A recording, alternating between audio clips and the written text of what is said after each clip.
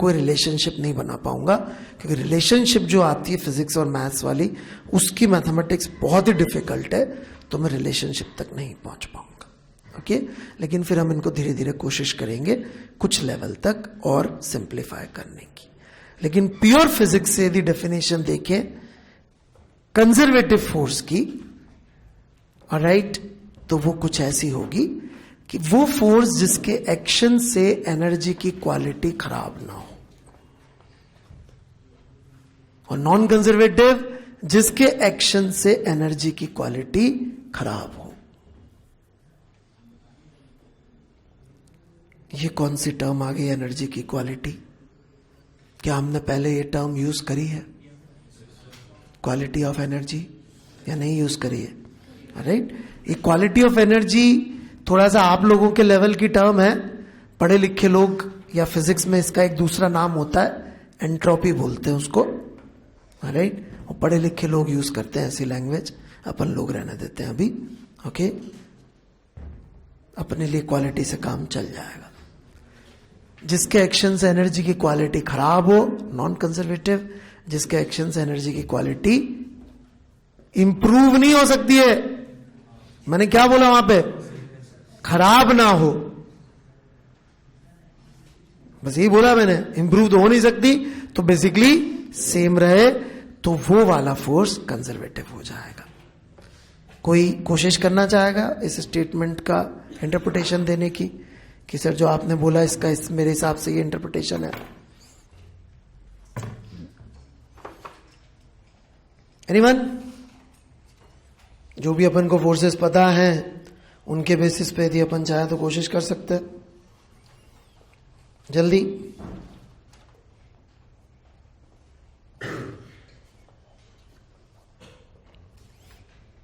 Yes. नहीं, हिंदी नहीं बतानी उसकी. जो अपन ने बाकी के अभी तक के जो फोर्सेस पढ़े, कंजर्वेटिव नॉन कंजर्वेटिव, उनका एग्जाम्पल लेके बताना है. चलिए मैं हिंट दे देता हूं. ग्रेविटी, स्प्रिंग, ये कंजर्वेटिव थे. काइनेटिक फ्रिक्शन नॉन कंजर्वेटिव था. तो उसमें ये दिखाना है आपको कि देखिए इसमें क्या हो रहा है. स्प्रिंग की केस में जो एनर्जी है वो चेंज नहीं होती, उसकी क्वालिटी डिक्रीज नहीं होती, क्योंकि वो चेंज नहीं होती. अच्छा, यदि स्प्रिंग की एक्सटेंशन x1 है, कल x2 हो गई, तो आपने अभी भी प्रूव कर दिया x1 इजिकल्स टू x2. मैं कह रहा हूं x1 1, x2 2, आपने प्रूव कर दिया 1 इजिकल टू 2. अभी बोला आपने ऐसा, एनर्जी में चेंज नहीं होता. सोच लीजिए. Anyone else? Yes please. To explain what is x, I will say it is 3y. This is what you are doing. If I explain what is potential energy, then you cannot use that. You have to answer in terms of what I have taught you, not what you do know. Yes? Friction जब लगता है तो वो contact surface की वजह से heat energy में convert हो जाती है. सर वो प्रूव कर देता है कि वो फ्रिक्शन अच्छा, एनर्जी की ट्रांसफॉर्म हो रही है, किसी और रिलीज हो रही है. रिलीज हो रही है, पता नहीं क्या बोल रहे हैं. आपके आंसर में क्वालिटी ऑफ एनर्जी खराब हो रही है, ये आया साइलेंट था. This whole phrase quality of energy खराब हो रही है was silent in your whole statement.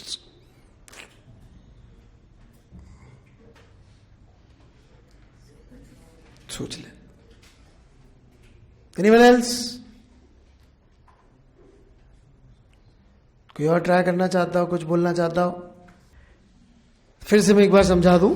Quality of energy is basically organisation. यदि जो सिस्टम के पार्टिकल्स हैं उनका मोशन ऑर्गेनाइज्ड है, या उनकी पोजीशन या उनकी जो भी चीज है वो ऑर्गेनाइज्ड है, तो organisation means good quality and randomness means bad quality. तो फिर से वापस देखते हैं अपन. यदि एक ब्लॉक है, उसको मैंने 100 जूल एनर्जी दी, तो एक तरीका यह है कि मैं मॉलिक्यूल्स को बोलूं तू इधर घूम ले, तू उधर घूम ले, तू उधर घूम ले. क्या हमें ब्लॉक चलता हुआ दिखाई देगा ऐसे केस में? नहीं.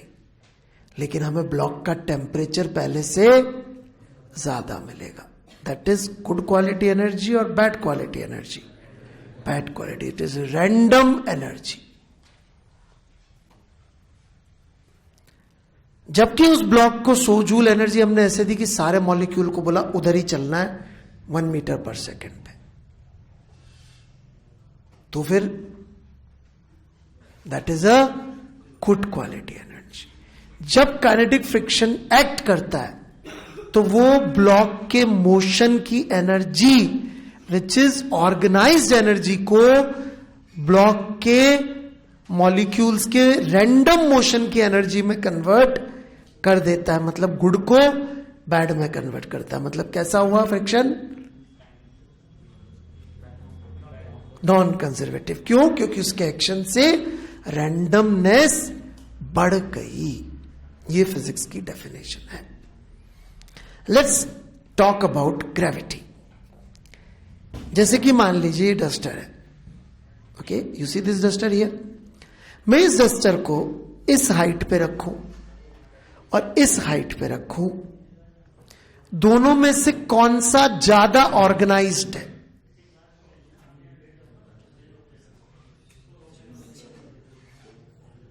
सेम लेवल ऑफ ऑर्गेनाइजेशन है, हाइट डिफरेंट है, लेकिन हम ये नहीं कहेंगे कि ये किसी तरह से उससे ज्यादा ऑर्गेनाइज्ड है. जितना रैंडम ये उतना ही रैंडम वो है, या फिर जितना ऑर्गेनाइज ये उतना ही ऑर्गेनाइज्ड ये है. मेरी बात समझ में आई? इसलिए ग्रेविटी के एक्शन से हम कहेंगे कि एनर्जी के क्वालिटी में कोई फर्क नहीं पड़ रहा है. So it is conservative in nature. ऐसे हम चाहे तो सोच सकते हैं. हालांकि मैं आपको ये बहुत ज्यादा यूज करने को कहूंगा नहीं, क्योंकि आपका हार्डवेयर इस सॉफ्टवेयर को सपोर्ट कर नहीं पाएगा. ऑलराइट, थोड़ा हैवी सॉफ्टवेयर है ये. ऑलराइट, ये फिजिक्स है प्योर, वो आपका दिमाग सपोर्ट नहीं कर पाएगा इसको. लेकिन फिर भी जानना चाहिए हमें कंजर्वेटिव नॉन कंजर्वेटिव की फिजिक्स के पॉइंट ऑफ व्यू से सही डेफिनेशन. स्प्रिंग की बात करें, एक स्प्रिंग 1 सेंटीमीटर खिंची हुई है या 2 सेंटीमीटर खिंची हुई है, हम ये नहीं कहेंगे कि 2 सेंटीमीटर खिंचने में वो ज्यादा रैंडम हो गई.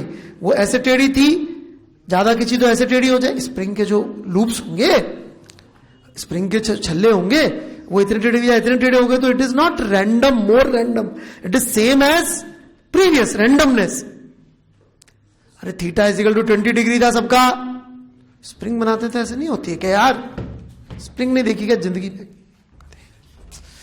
अबे एक्चुअली तो स्प्रिंग ऐसी होती है ना, और जब उसको खींचोगे तो ऐसी नहीं हो जाएगी. नहीं, ये बात समझ में राइट? साइड साइड छल्ले से मुड़ जाते हैं, स्प्रिंग में छल्ले नहीं होते क्या? तो ये एंगल 10 डिग्री है, चाहे 15 डिग्री, चाहे 20 डिग्री, फर्क नहीं पड़ता. ये मैं कह रहा हूं. तो यदि वो 1 सेंटीमीटर खिंचा है तो भी उतना ही ऑर्गेनाइज है, और 1000 सेंटीमीटर खिंचा है तो भी उतना ही ऑर्गेनाइज है. राइट? आपको ये यूज कभी नहीं करना है सवाल सॉल्व करते हुए. ये सिर्फ मैं बोलूंगा, मैं यूज करूंगा समझाने के लिए थोड़ी सी अच्छी फिजिक्स. ठीक है? तो समझ में आया तो ठीक, नहीं तो कोई बात नहीं. लेकिन जो 3 फोर्सेस अभी तक हमने देखे फिजिक्स वाले, फिजिक्स के, उन तीनों में हमने यही पाया बार बार कि जिन फोर्सेस के लिए ऑर्गेनाइजेशन पे फर्क पड़ रहा था, खराब हो रही थी, वो नॉन कंजर्वेटिव थे, और ये वाले कंजर्वेटिव. कुछ रीजन है कि मुझे इसकी जरूरत पड़ेगी, इसलिए मैं पढ़ा रहा हूं. बढ़ू मैं आगे? पक्का? अब इसी आर्ग्यूमेंट को हम थोड़ा और आगे बढ़ाएंगे. कंजर्वेटिव नाम थोड़ा सा अलग है इस बात से. इससे तो अभी तक भी कंजर्वेटिव या नॉन कंजर्वेटिव का कोई यूज दिखाई नहीं देगा. यदि आप इन नामों को देखेंगे तो इसमें आपको कहीं कंजर्वेटिव या नॉन कंजर्वेटिव का फील या आइडिया आ रहा है कि नहीं आ रहा है? नहीं आ रहा है. You can't see that. कुछ दिख रहा है आपको कंजर्वेटिव नॉन कंजर्वेटिव का इसमें? नहीं दिख रहा. So thank you. तो कंजर्वेटिव और नॉन कंजर्वेटिव वर्ड अभी तक मैंने यूज नहीं किया है. अब मैं कोशिश कर रहा हूं उसको यूज करने की. There is a law of physics which says कि एनर्जी की क्वालिटी कभी भी इंप्रूव नहीं हो सकती खुद से। यदि एक बार खराब हो गई तो और खराब हो सकती है या वैसी ही रह सकती है, लेकिन खुद से अपने आप इंप्रूव नहीं हो सकती। दूसरी भाषा में बोले तो कोई भी ब्लॉक जो गरम गरम रख दिया अपन ने किसी सरफेस पे, कभी भी ऐसा नहीं होगा कि वो चलेगा और ठंडा हो जाएगा। समझ में आई मेरी बात? चलाएंगे तो गर्म हो जाएगा, ठंडा करेंगे तो वापस लौट के नहीं जाएगा। समझ में आई बात? हमने पेट्रोल लिया, उसको जला के कार्बन डाइऑक्साइड, मोनोऑक्साइड, जो भी सल्फर पल्फर ऑक्साइड, गंदी गंदी चीजें सब बना दी। अब उनको सबको मिक्स कर दे तो वापस पेट्रोल बन जाए और गाड़ी वहीं पहुंच जाए जहां से चले थे, संभव नहीं है। नहीं तो मजा आ जाते नहीं? अरे वो मिडिल ईस्ट वाले जबरदस्ती अमीर हुए जा रहे हैं पेट्रोल बेच बेच के। एक बार खरीदा, जिंदगी भर का काम हो गया। सेकंड लॉ ऑफ थर्मोडायनेमिक्स यदि बीच में पंगा ना करता तो नहीं। अरे बड़ू में आगे। सो क्लियर है यहां तक बात कि एनर्जी की क्वालिटी याद रखिएगा कभी भी खुद से इंप्रूव नहीं हो सकती। Now what does that mean is this, यदि हम कंजर्वेटिव फोर्सेस में देखें कि ये हम स्टेट ए में है, ओके, और हम यहां से स्टेट बी में जाएं, ओके, पाथ 1 से, इसको हम फर्स्ट पाथ कह रहे हैं, नॉन जीरो वर्क करके जाए, दैट इज वेरी इंपॉर्टेंट। कभी कभी लोग किसमें जीरो वर्क से चले जाते हैं, फिर कोई मतलब नहीं रहेगा डेफिनेशन का। मैं फिर समझा रहा हूं, ए से बी गए, कैसा वर्क करके? नॉन जीरो वर्क करके, ऑलराइट। अब हम किसी और पाथ से वापस आ जाए ए पर।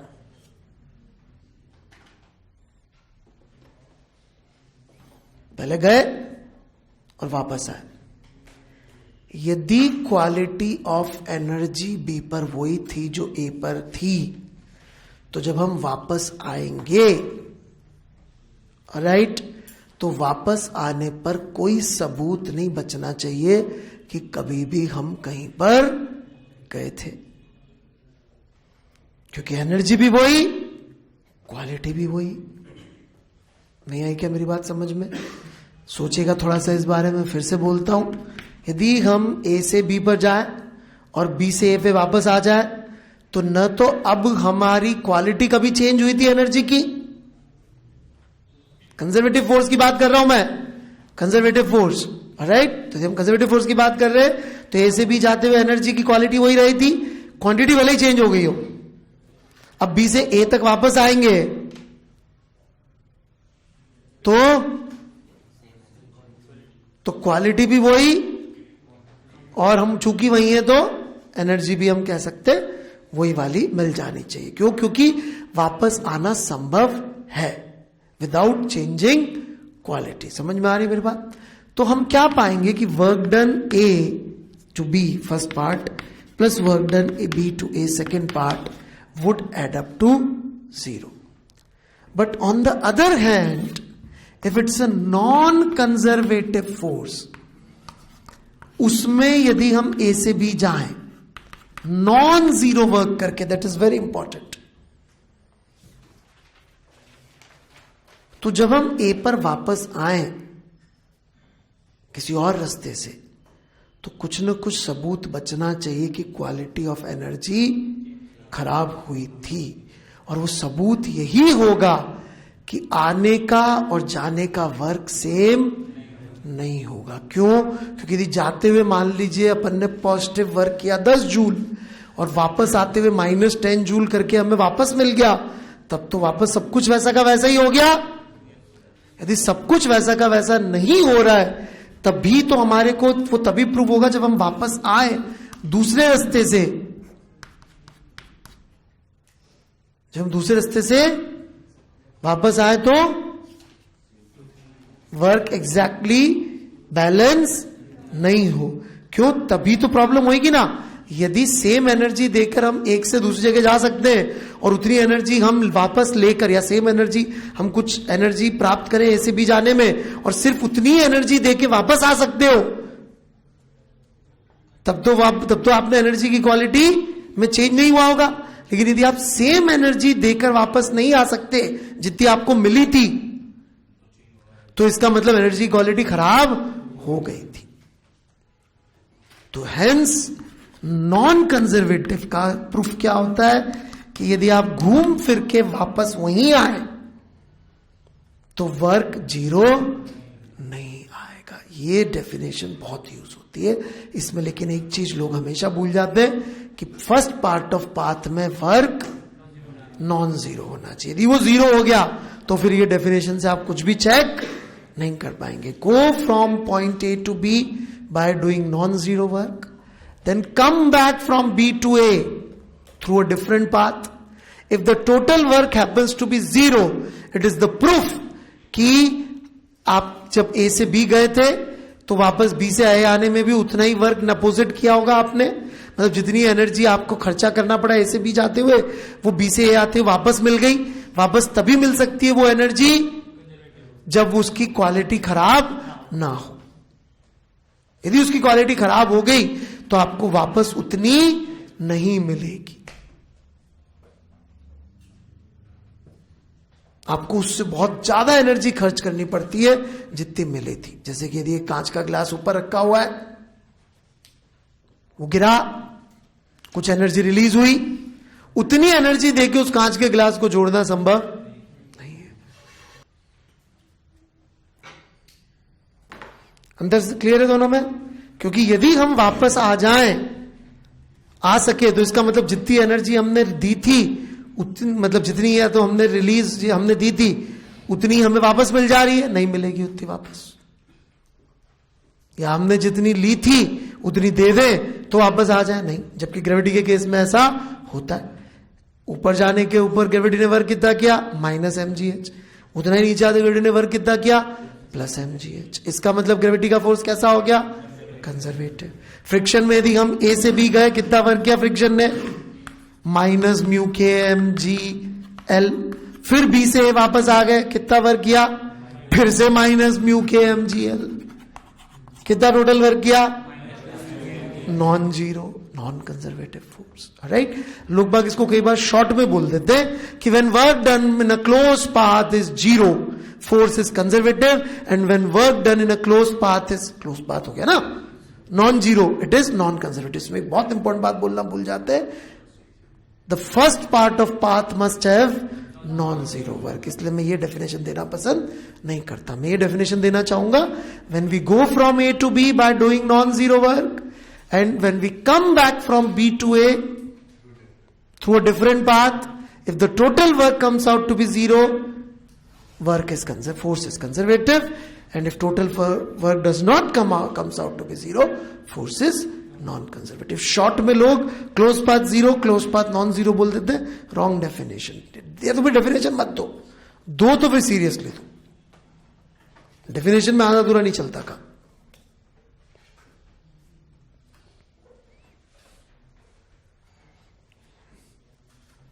Definition is a serious business.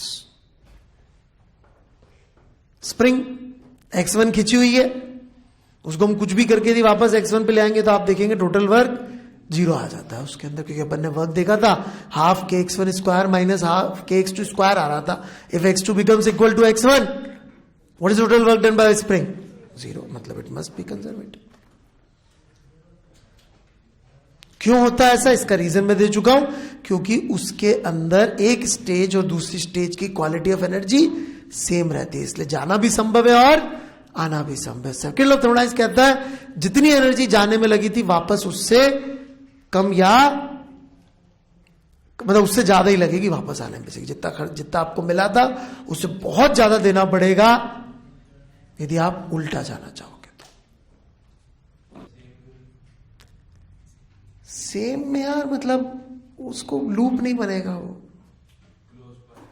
मतलब वो उसी पे जाके वापस आने में मैक्सिमम में काम कर जाता है, but why to create confusion?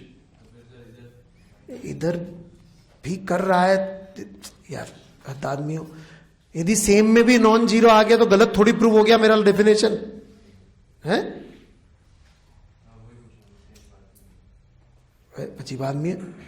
यदि मैं सेम से भी ये प्रूव कर दिया नॉन जीरो है तो डेफिनेशन गलत प्रूव हो गई। मैं तो बोला डेफिनेशन इससे होगी भाई आप तो दूसरा ही ले लो, और दूसरे में तो अंधे को भी दिख जाएगा भाई कि लेंथ एल नहीं आएगी, है नहीं समझ में बात। दूसरे पाथ में तो वैसे ही दिख जाएगा लेंथ एल ही नहीं है। तो मैं ऐसी जल्दबाजी में यार, तो फिर अभी मैं यूं बनाता फिर यूं बनाता, फिर तुम पूछते सर ये एल कहां से लिख दिया 3L, फिर यहाँ पे 4 लोग आ जाते सर 3L कहां से हो गया सर। मैंने कहा हटा है, ये फालतू चीज है। और कुछ बढ़ू मैं आगे, है ना। डेफिनेशन यही है कि अपन को दूसरे पाथ से आना चाहिए, और जिस पाथ से पहली बार जाए वहां पे वर्ब जीरो नहीं होना चाहिए। ठीक है, मिटा दो ये सब।